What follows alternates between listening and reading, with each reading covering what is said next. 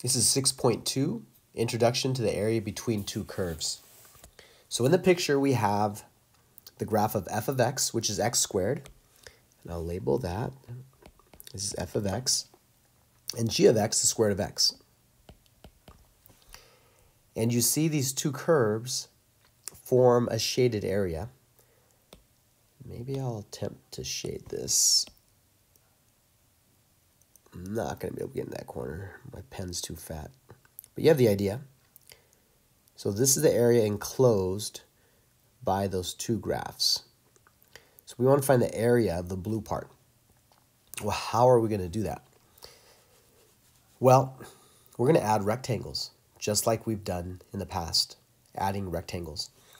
So here's how we're going to do it. I'm going to create rectangles. And let me fill that. I probably should do a different color. Let me do red. No, gold. And let's fill it with gold. Actually, let's black outline that. Okay. So there is one rectangle. Now, it's not the perfect area because there's extra pieces, but roughly it's the area. So I'm going to copy and paste this and show you what's going to happen as we go. Let me see if I can paste. I don't know. Let me just do another one. I don't know why. Let me try it again. Copy is not let me paste. So let me just draw a new one. And I'll move it so it fits. And I will put it next to this one. And I'll do another one. If we keep on doing this, you see that we're eventually going to approximate the area here. Make it a little bigger. And I'm just going to keep going and make more and more of these. Okay? That's not what was supposed to happen. I can adjust the size a little big.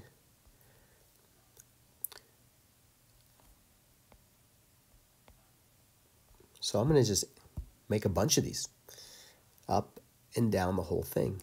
I'm not going to make all of them because you're going to get tired of this, but you get the idea that they kind of approximate the area if I add up all these rectangles. And they're getting smaller because the graphs are getting closer together.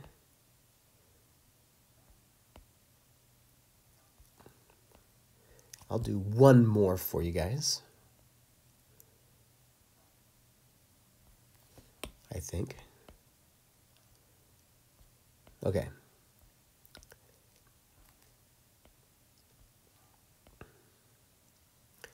Now here's the idea.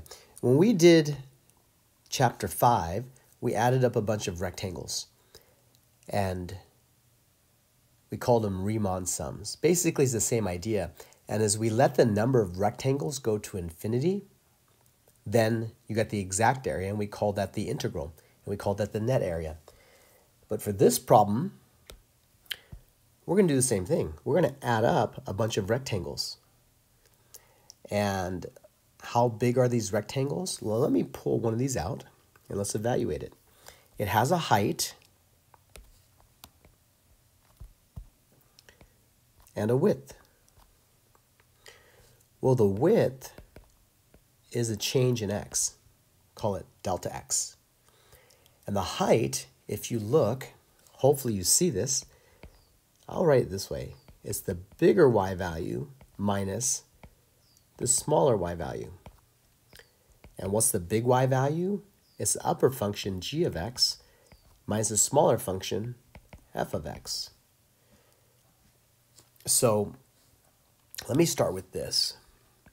We're going to add up a bunch of rectangles with a height and a width. The height will be g of x minus f of x, and the width will be delta x. So that's the idea, and you're going to add all these up. Whoops, I forgot my sigma. And how many are you going to add up? Well, we're going to start from k equals 1 to n, where there's n rectangles. Well, the idea here, if you take the limit as the number of rectangles goes to infinity of this sum, I'm going to have to move this. And it's the height times the width, which is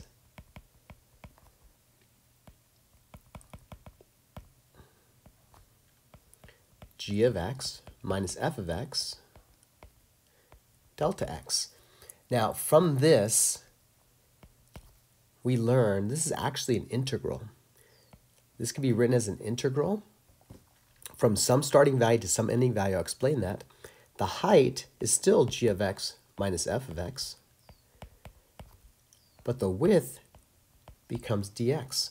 So the connection you have to make, delta x is the width, and the width is a change in x, because as you move left to right, x changes.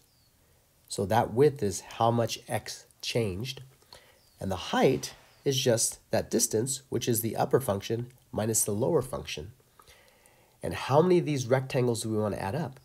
Well, think about this, the net area. Where do you start by adding up the area? You're going to start here and end up here. So we have to find the x value here and the x value here, and think of the area between starting at 0 and ending at 1. So it's related to that, except now it's the area between two curves instead of a curve and the x-axis. So how do we do that? Well, here it looks like that's 1, 1. It looks like that's 0, but you cannot assume unless they tell you, then you're not assuming. So how do you do this? This is a very important step. You're going to have to do this to get full points on the test. You're going to say the first function equals the second function. Okay? X squared equals radical x. We're going to solve this. How do we do that? Let's get rid of the radical x by squaring both sides.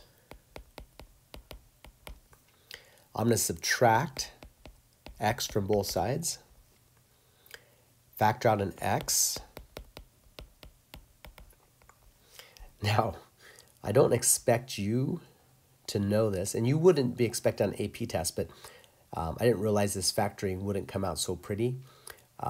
This would most likely, they would just give you the points, but x cubed minus 1, I believe it factors to this.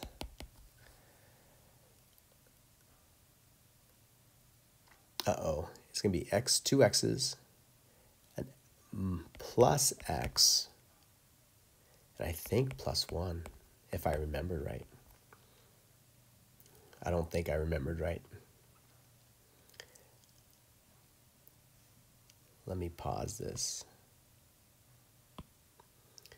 Actually, that was right. So x equals 0, x minus 1 equals 0. We're going to see it does intersect at 0 and 1. So that means we're going to add up all the rectangles starting at 0, ending at 1. So let me do this. The area between the two curves will be the integral from 0 to 1, the upper function g of x, which is square root x, minus the lower function, which is x squared, and then the antiderivative of radical x is x to the 3 halves divided by 3 halves minus x cubed over 3, evaluated from 0 to 1. Plug in the 1. Well, let me rewrite this first. This is going to be 2/3 x to the 3 halves minus x cubed over 3. Plug in the 1.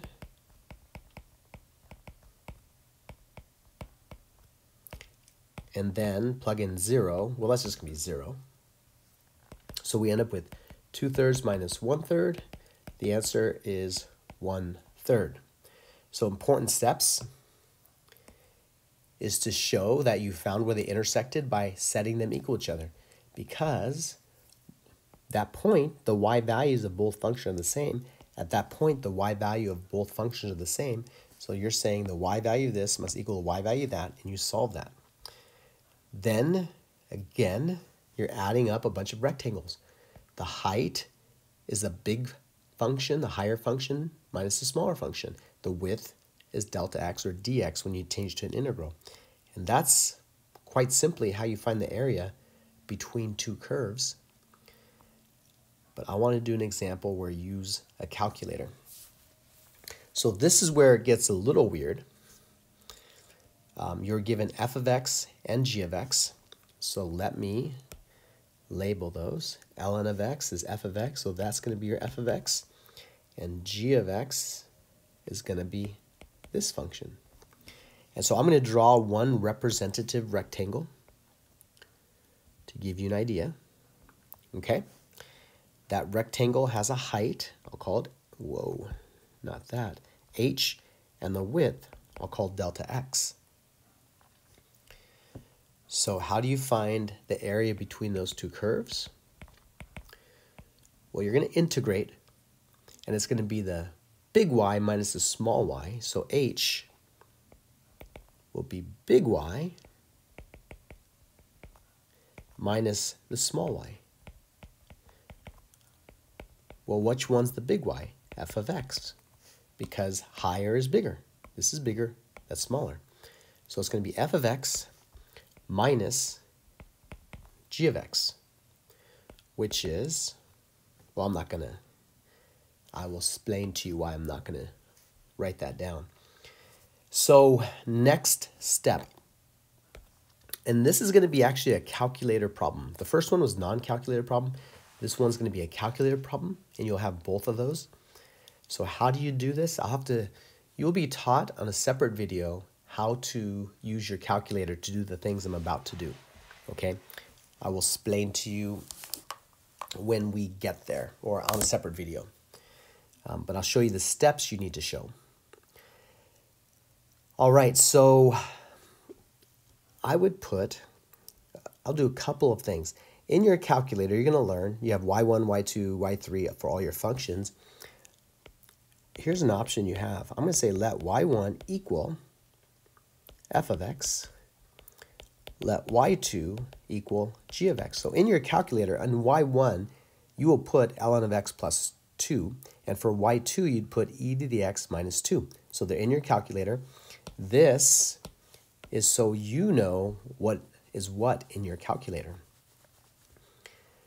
So we can leave this as f of x minus g of x, and the width of this is dx, right? Change in x. So all I need is the upper and lower bounds, and now I know how to find the area between these two curves. It's the height of the rectangle times the width of the rectangle. So how do you find these two intersection points? Well, on a separate video that I will post, you'll learn how to find the intersection between two graphs on the TI-84. So here is what you need to do. You can't just magically say they intersect at these points, or look at the graph, or just state y1 or f intersects g at. You need to tell the grader what you did to calculate that. And what did you do to calculate it? Well, you are making f of x equal to g of x. So on your calculator, you would calculate that. And here I'm going to mention a few things to you about how you would do this. And there's a lot of things that you don't have to do what I'm saying, but it's going to save you a lot of time. Okay? And so I would say this happens at, now in your calculator you can store numbers, and I'm going to show you how to do that. I'm going to say at a equals, and I would store that number as a on your calculator. It's going to make your life so much easier, and you'll see why. And that's going to be 0.0525469649. And at b equals, because there's a second intersection point, we will calculate the second one. And This will make your work so much cleaner, so much prettier if you do it this way. So you will store that as B on your calculator, and that's 1.479756882. So the x-coordinate here is 0.053-ish. The x-coordinate here is 1.47 or 48-ish. Now, on my actual work, I can just put an A here and a B here because you have defined A and B to be those points. So it's so much prettier because you don't have to write out that number here and the number here, which is a lot of work and just a pain. Now, here's the beautiful part. You now could just do this in your calculator. I should organize my space better. And this one thing that's going to be difficult for some of you is to be organized and neat, because you got to realize someone is grading this. And if you are all over the place, they can't follow your flow, you will not get full credit. You're going to lose points. Just like in an essay. When you write an essay, it has to have a certain structure. You can't just have sentence fragments and just bad paragraph structure. You can't do that. And the same thing in calculus. You can't do things however you want. They need to be in an organized manner. And as you're writing basically an essay in math to the person grading your paper, explaining everything you did step by step. Here, all that's been explained. You found A, you found B, so that's done. F and G have been defined, and you're saying you're integrating it. So you're going to put that in your calculator, and your calculator is going to get you an answer, 1.678. I'm going to write it out further, 393761. You can leave a full answer in a calculator test. On a calculus test, you're required to have at least 3 decimal places. So you could write it like this, and that's acceptable, but you need at least 3. You can truncate or round off. Truncate means you just chop everything off after. Round off means you look at the next number. If it's 5 or larger, you increase this by 1. If it's 0 through 4, it stays the same. So you can truncate or round off, but you need at least 3. If you don't have that, you will lose a point. And that is example number 2.